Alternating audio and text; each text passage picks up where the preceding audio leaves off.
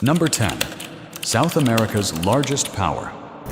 Brazil is the fifth largest country in the world, covering about 3.29 million square miles, which makes it slightly smaller than the United States, but larger than most of Europe combined.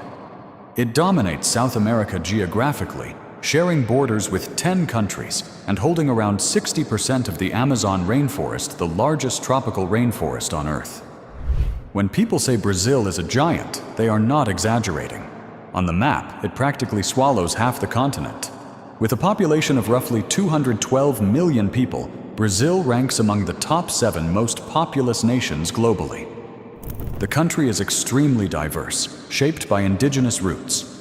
Portuguese colonization millions of Africans brought during the transatlantic slave trade and later immigration from Italy, Germany, Japan, and the Middle East.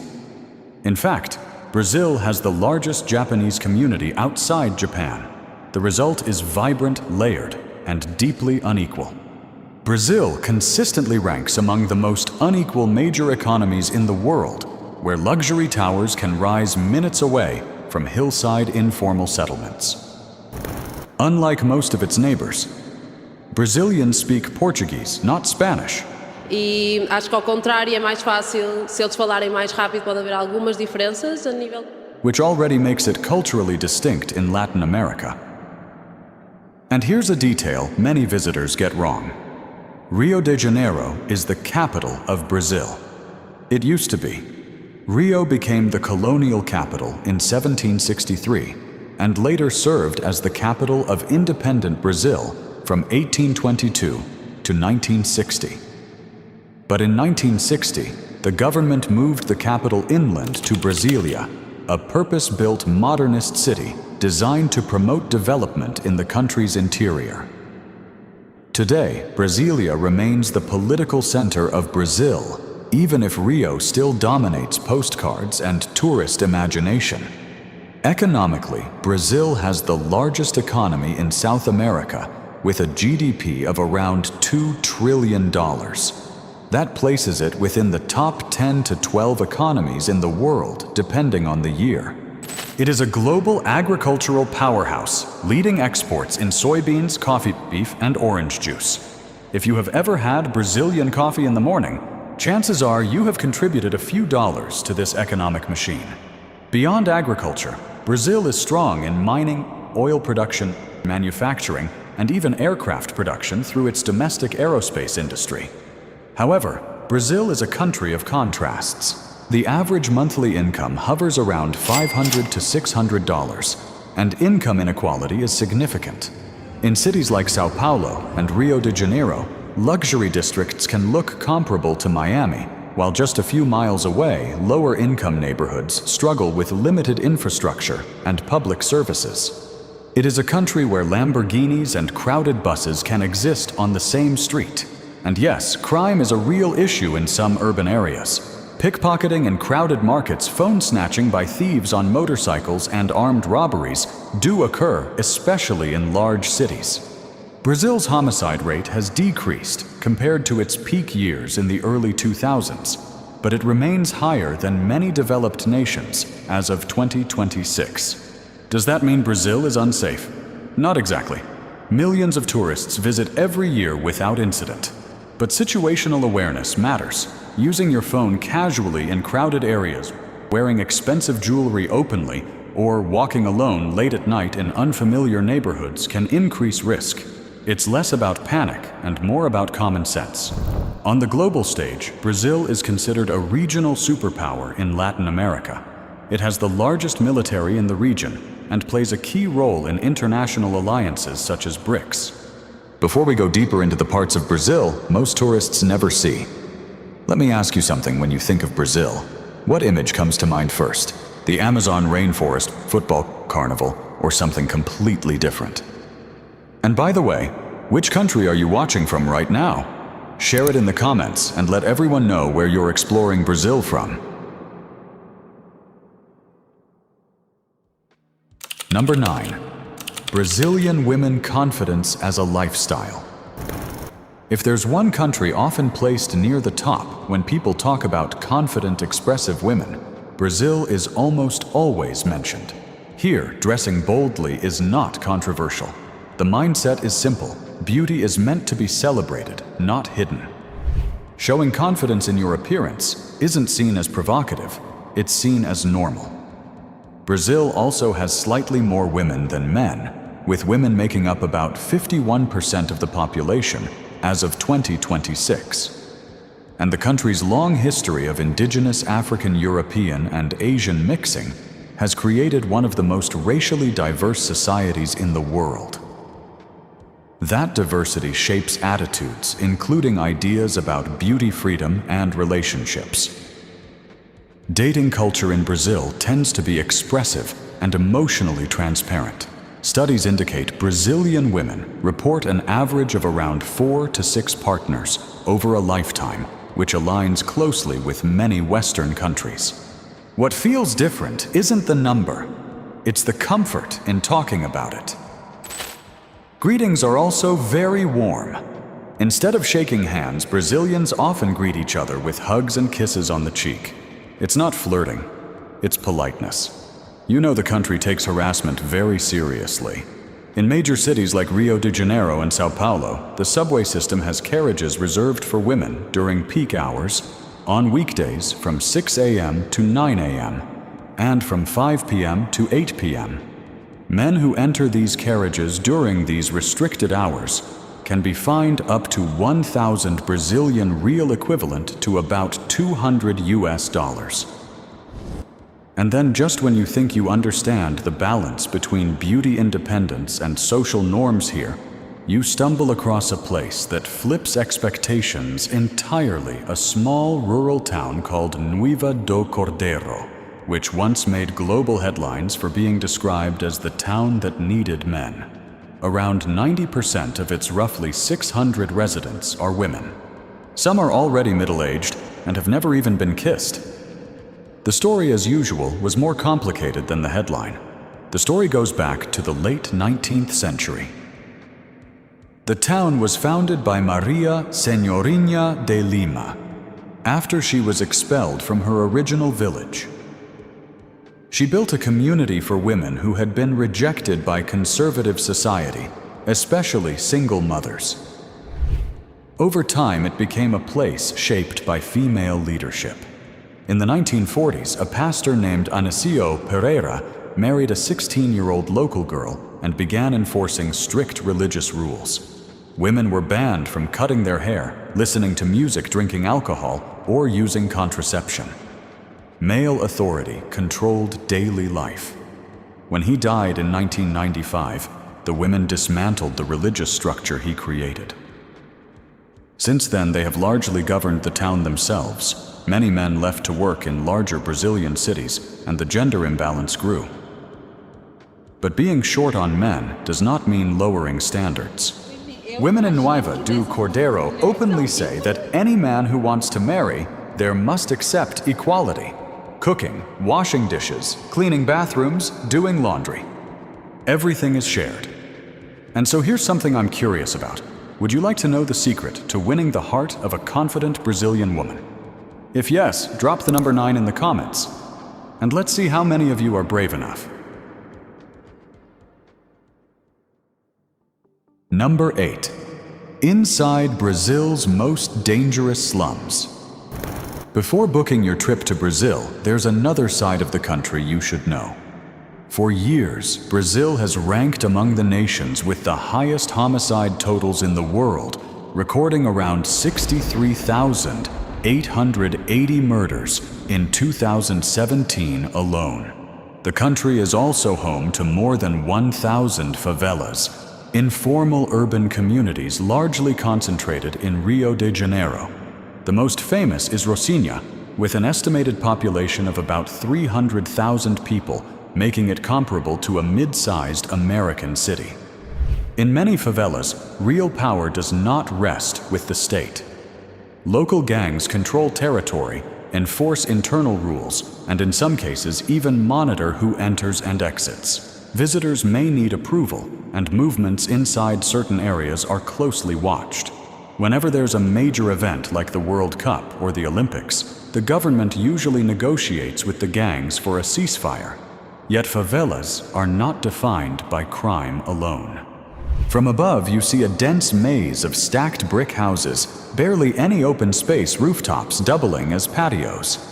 Rocinha even has its own internet provider, Net Rocinha, offering surprisingly stable Wi-Fi service. Despite the lack of formal addresses, delivery drivers navigate using wall colors, graffiti markers, and local references. Packages from companies like Amazon reportedly arrive without disappearing. Motorbikes are very common, constantly weaving through narrow alleys, many of them also serving as impromptu taxis, squeezing into spaces accessible to cars.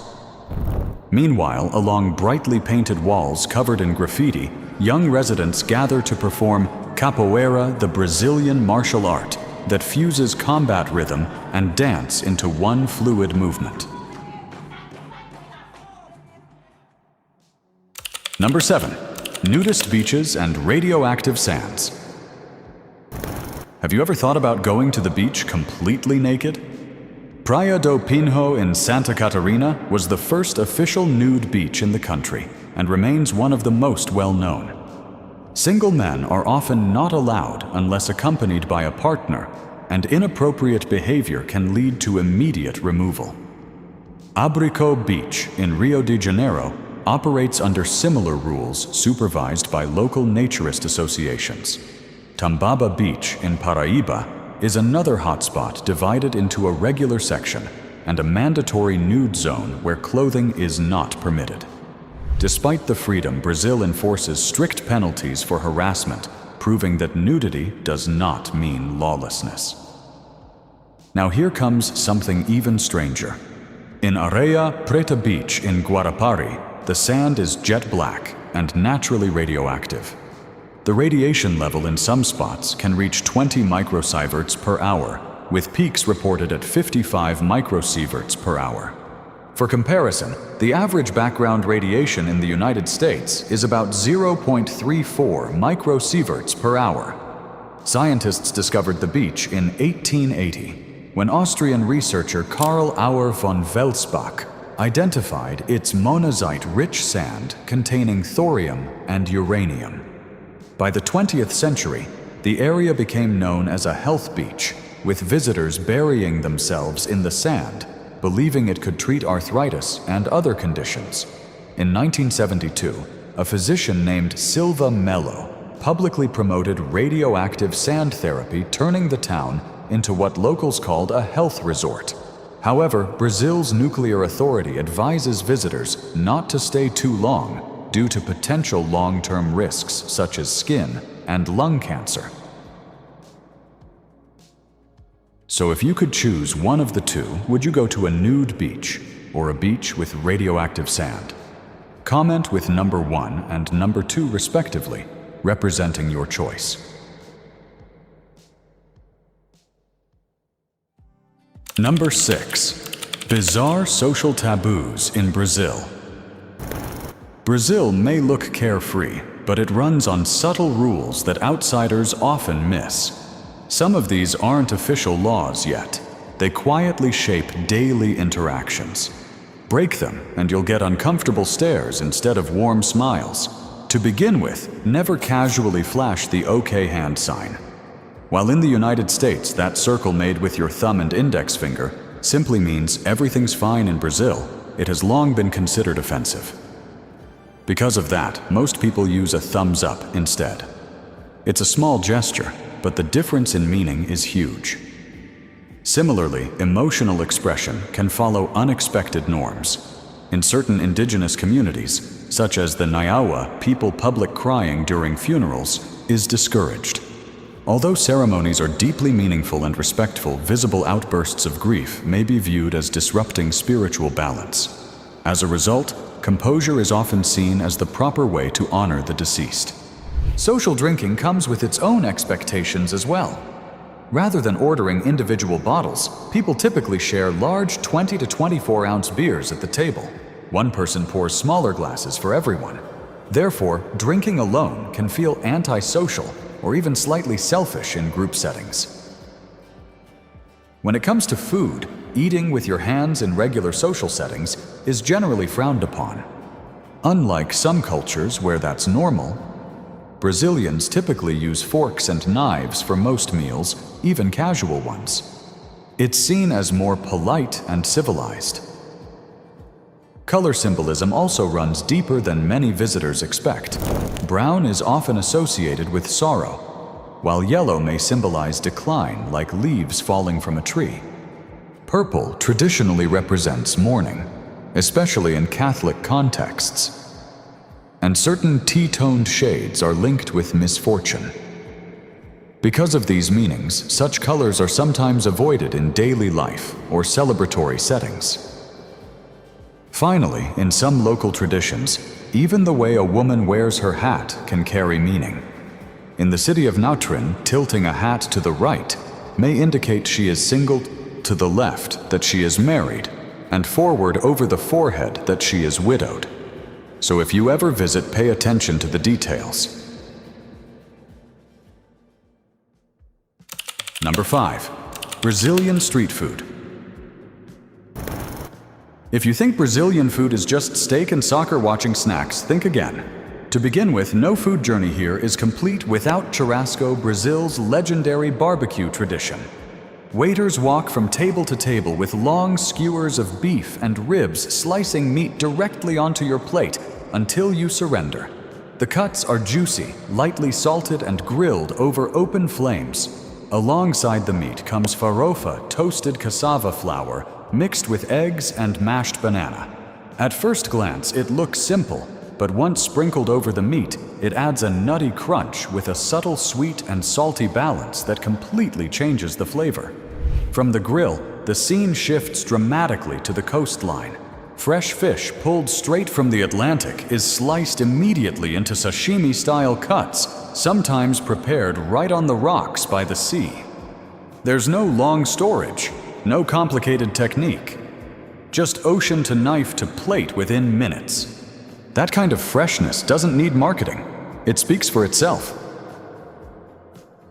Then comes one of the most unexpected combinations, kaisara squid rice. Cooked outdoors between giant stones near the water, this fisherman's dish blends squid rice, garlic, onion, cilantro, and banana in a single pan. The vibrant golden orange color doesn't come from turmeric or egg, but from uricum, a native seed also used as natural body paint. Sweet banana, briny squid, and fluffy rice sound like they shouldn't belong together, yet somehow they do.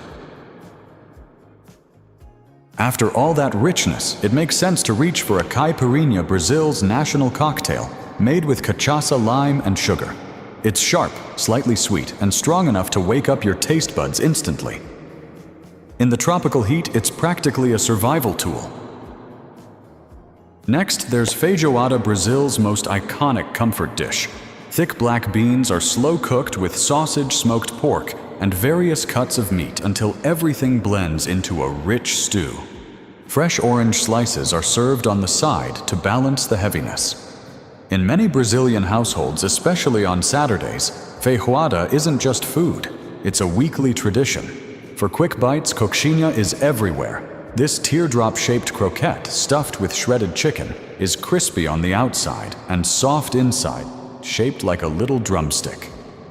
Brazilian-style croquettes take it further, mixing mashed potatoes, flour, and eggs before frying in palm oil and topping with okra sauce, nut cream, dried shrimp, and chestnut sauce.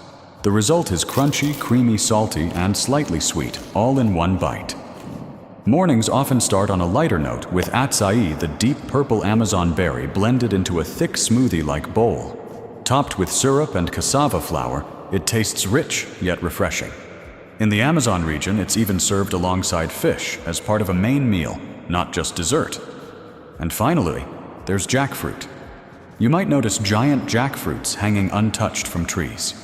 In places like Tijuca National Park, thousands of jackfruit trees have been removed in recent years because the fruit is considered invasive. Between 2016 and 2017 alone, about 2,000 trees were stripped to control their spread. What was once eaten during times of hardship later became controversial. Number 4. The world's most dangerous island. Off the coast of Brazil sits Ilha de Queimada Grande, widely known as Snake Island. From a distance, it looks like a tropical escape. Up close, it's a biological nightmare. The island covers about 0.17 square miles and rises roughly 676 feet above sea level. In certain areas, researchers have recorded an average of 1 to 5 venomous snakes per 10.7 square feet. That is not a typo. This island is the only natural habitat of the golden lancehead, one of the most venomous vipers on Earth. Scientists estimate there are between 2,000 and 4,000 of them living there. An adult grows to about 1.5 to 2 feet long, and its venom is estimated to be up to 5 times more potent than similar mainland species. A single bite can cause rapid tissue destruction within hours because the venom attacks blood cells and muscle tissue aggressively. Without immediate medical treatment, it can be deadly. Around 11,000 years ago, rising sea levels cut the island off from mainland Brazil. With no land mammals available, the snakes adapted to hunt birds instead. Because birds can fly away quickly, the venom evolved to act fast. Evolution on hard mode. For safety reasons, the Brazilian government strictly banned civilians from visiting the island. Only Navy personnel and authorized researchers are allowed access. Despite that, illegal wildlife traffickers have targeted the golden lancehead in the past, with black market prices reportedly reaching $30,000 per snake. In 2019, Australian journalist Tara Brown visited the island with a documentary crew under controlled conditions. The team reportedly brought medical staff and emergency equipment as a precaution. She described seeing multiple snakes within just a few steps, their yellow bodies coiled among rocks and low vegetation. Interestingly, the island was once nicknamed Burning Island because fishermen attempted to clear vegetation by setting fires in the past. Today, nature has clearly taken control. What was once an effort to tame the land has turned into a territory completely ruled by venom. So do you dare to set foot on this island? Comment dare or non dare in the comments below. Number 3. Brazil's wildest beauty pageants. If you think beauty contests are only for size 0 runway bodies, Brazil flips that idea upside down. This is a country where about 56% of adults are overweight, significantly higher than many parts of Asia. Instead of hiding that reality, Brazil turned it into a spotlight moment. The Miss Plus Size Brazil pageant requires contestants to weigh at least 176 pounds.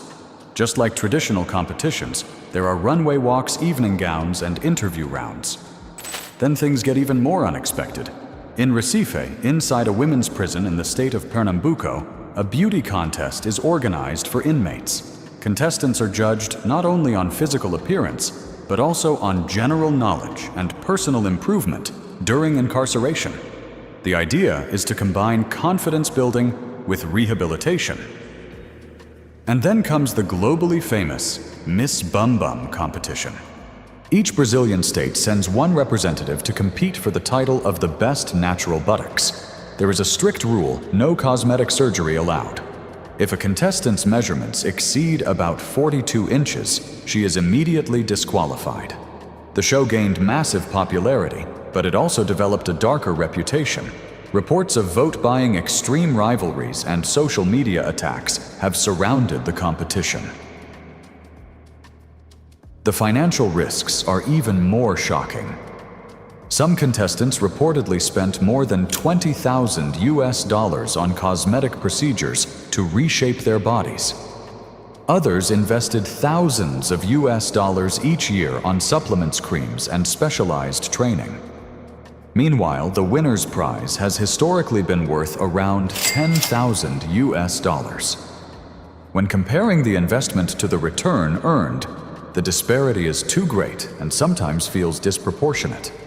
And that very competition has transformed the country into one of the world's leading body-shaping capitals, performing over 64,000 buttock augmentation surgeries each year. For some participants, these pageants are not just competitions. They are high-risk bets on fame sponsorship deals and social mobility. Some have reportedly sold property or taken loans to fund their transformation. Number 2. The tribe that sleeps 20 minutes a day.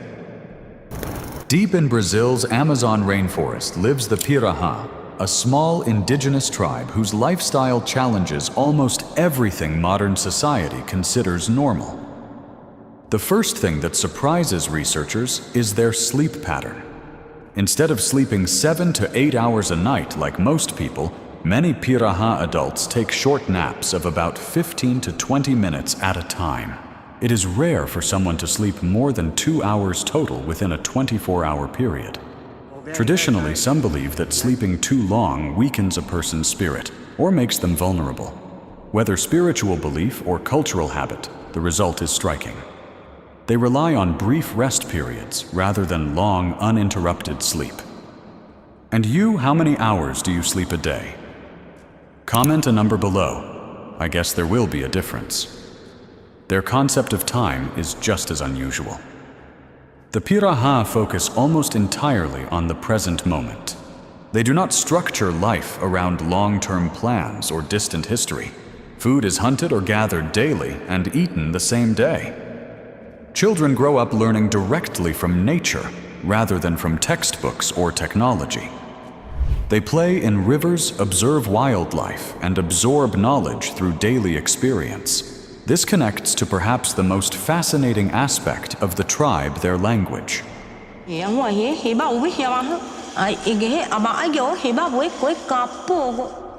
Pirahã language contains only about 3 vowel sounds and 7 consonants.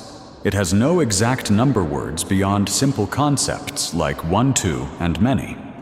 There are also no detailed color categories, only general distinctions between light and dark. A study from the University of Oslo suggested that an outsider with average memory might need close to 10 years just to communicate at a basic level in Pirahã. The difficulty is not vocabulary size, but the entirely different way the language organizes thought. Despite lacking formal numbers, tribe members can accurately identify and remember thousands of plant and animal species in the rainforest. Another intriguing tradition is that children often receive new names every 6 to 8 years. The reasons are still debated, but names may reflect life stages or evolving identity. In a world obsessed with schedules, deadlines, and permanent records, the Pirahã offer a radically different perspective on sleep time language and even the meaning of identity itself. Number 1. Cost of living. Brazil is a country of contrasts, and nowhere is that clearer than in daily expenses. In cities like Sao Paulo and Rio de Janeiro, a one-bedroom apartment downtown typically costs between $600 and $1,200 per month. That is dramatically cheaper than places like New York City, where similar apartments often exceed $3,500, or London, where $2,500 per month is common. Even compared to Tokyo, where central rent easily passes $2,000, Brazil feels like a bargain. Step outside the city center and rent can drop to $350 to $700, a fraction of what major global capitals demand. Food creates another sharp contrast. A full local lunch in Brazil can cost $6 to $10, while in cities like Paris or Sydney, that same casual meal often runs $18 to $25. Groceries are also relatively affordable, with chicken around $3 per pound and beef between $4 and $6 per pound, often 30% to 50% cheaper than prices in parts of Western Europe. Public transportation rides at about $1 are far below the $3 to $5 common in cities like Toronto in Canada. But then comes the twist. Imported electronics and luxury goods in Brazil can cost 30% to 70% more than international averages due to heavy taxes. A smartphone that sells for $1,000 globally might reach $1,500 locally. That is the opposite of what you see in places like Dubai, where low taxes often make electronics cheaper than global averages. Cars are also significantly more expensive in Brazil compared to the United States, sometimes costing nearly double for similar models. If you've watched the video so far, Brazil has probably shocked your senses. So tell me, would you actually want to live in Brazil after seeing all of this? And if Brazil isn't your pick, which country would you choose to live in the most? Drop the name below.